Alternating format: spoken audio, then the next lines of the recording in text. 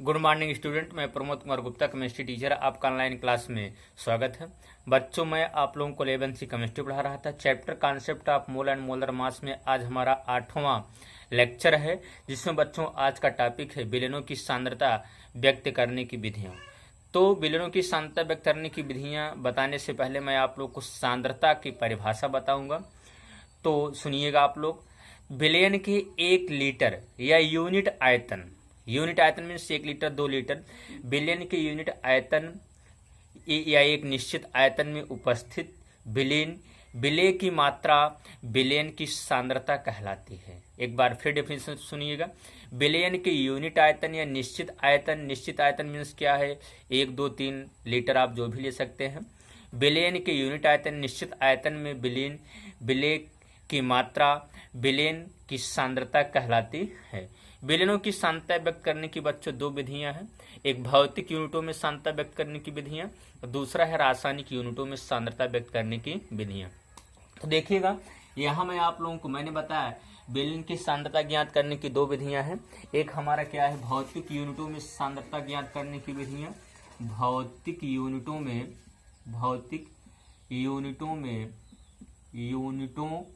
में सांद्रता ज्ञात करने की विधियां। क्या? सांद्रता व्यक्त करने की या ज्ञात करने की विधियां।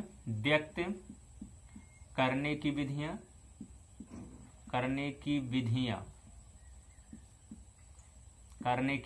विधियां। और आपका दूसरा है रासायनिक यूनिटों में। क्या? रासायनिक यूनिटों में सांद्रता व्यक्त करने की विधियां। तो सबसे पहले मैं आप लोगों को भौतिक यूनिटों में सांद्रता व्यक्त करने की विधियों के विषय में बताऊंगा। इसमें कई हेडिंग हैं, जैसे विलयन की भार प्रतिशतता, विलयन की आयतन प्रतिशतता, फिर विलयन की भार आयतन प्रतिशतता और पीपीएम में सांद्रता। तो सबसे पहले मैं आप लोगों को विलयन की भार प्रतिशतता बताऊंगा। क्या? विलयन की भार प्रतिशतता, परसेंटेज ऑफ वेट पहला है। इसमें आपका विलयन की भार प्रतिशतता, विलयन की भार प्रतिशतता, क्या? प्रतिशतता, इसको इंग्लिश में बोलते हैं परसेंटेज ऑफ वेट। क्या बोलते हैं? परसेंटेज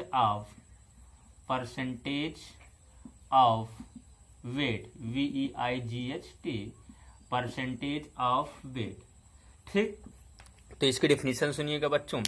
100 ग्राम विलयन में उपस्थित विलय के ग्रामों की संख्या विलयन की भार प्रतिशतता कहलाती है। मैंने क्या बोला डेफिनेशन? 100 ग्राम विलयन में उपस्थित विलय के ग्रामों की संख्या भार प्रतिशतता कहलाती है।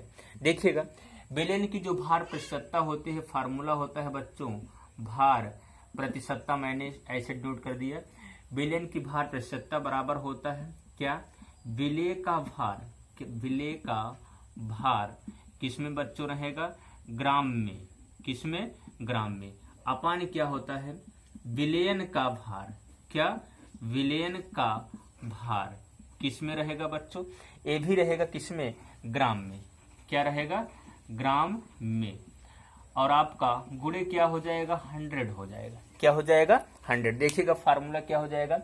भार प्रतिशतता बराबर बच्चों विलय का भार ग्राम में। क्या? विलय का भार ग्राम में अपान विलयन का भार ग्राम में गुणे क्या? 100 हो जाएगा। तो चलिए हम कुछ इसके विषय में आपको और तथ्य बता रहे हैं विलयन की भार प्रतिशतता में। जैसे हमने यहाँ बोल दिया बच्चों 10% सोडियम क्लोराइड जलीय विलयन से क्या तात्पर्य है? 10% सोडियम क्लोराइड के जलीय विलयन से क्या तात्पर्य है? जिसका मीन्स होता है बच्चों, यह तात्पर्य है कि 100 ग्राम सोडियम क्लोराइड के विलयन में आपका 10 ग्राम क्या है? सोडियम क्लोराइड है। और आपका 90 ग्राम क्या है? यहाँ हम ग्राम लिखेंगे 100 ग्राम सोडियम क्लोराइड, थोड़ा बड़े में लिखें 100 ग्राम सोडियम क्लोराइड। और आपका बच्चों 90 ग्राम क्या है? H2O है, अर्थात क्या है? वाटर है। मैंने क्या बोला? 10% सोडियम क्लोराइड के जलीय विलयन से क्या तात्पर्य है? हमने बताया कि बच्चों इसका ये मतलब होता है कि 10% सोडियम क्लोराइड के जलीय विलयन से क्या तात्पर्य है?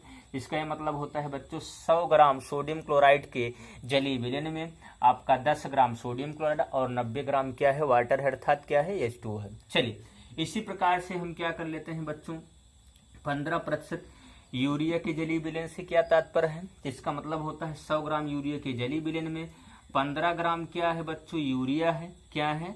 15 ग्राम यूरिया है। और फिर उसके बाद आपका 85 ग्राम क्या है? वाटर है। 85 ग्राम क्या है? वाटर है। ये तो हो गया बच्चों आपका विलयन की भार प्रतिशतता। अब मैं आप लोगों को बताऊंगा विलयन की आयतन प्रतिशतता। क्या बताऊंगा? विलयन की आयतन प्रतिशतता। विलयन की भार प्रतिशतता की डिफिनेशन जैसे थी, फार्मूला था, वैसे ही बच्चों विलयन की आयतन प्रतिशतता है। यही जहां पर आप ग्राम लिखते थे वहीं क्या लिखेंगे? मिलीलीटर लिखेंगे, मिलीलीटरों की संख्या लिखेंगे। तो देखिएगा दूसरा पॉइंट है आपका यहाँ विलयन की आयतन प्रतिशतता, परसेंटेज ऑफ वॉल्यूम। विलयन की जहां पर यहाँ भार लिखे हैं वहीं पर आपको क्या लिख देना है? आयतन प्रतिशतता। आयतन प्रतिशतता, परसेंटेज ऑफ क्या? Volume, percentage of volume. ठीक, अब यहाँ विलयन की आयतन प्रतिशतता डेफिनेशन जानिएगा। विलयन देखिए यहाँ हमने 100 ग्राम विलयन लिया था, तो यहाँ हम लिखेंगे 100 मिलीलीटर विलयन में उपस्थित मिलीलीटरों की संख्या। क्या? मिलीलीटरों की संख्या विलयन की आयतन प्रतिशतता कहलाती है। फिर एक बार डेफिनेशन सुनिएगा, 100 मिलीलीटर विलयन में उपस्थित विलयन या उपस्थित मिलीलीटरों की संख्या विलयन की आयतन प्रतिशतता कहलाती है। बच्चों आयतन प्रतिशतता निकालने का जो फार्मूला होता है, आयतन प्रतिशतता बराबर क्या होता है? विलय का आयतन, विलय का आयतन, विलय का आयतन। आप जानते हैं आयतन हमेशा किस में होता है? ml में होता है, अपान विलयन का आयतन। क्या? विलयन का आयतन ml में, किसमें? ml में। अगुणे क्या हो जाएगा बच्चों?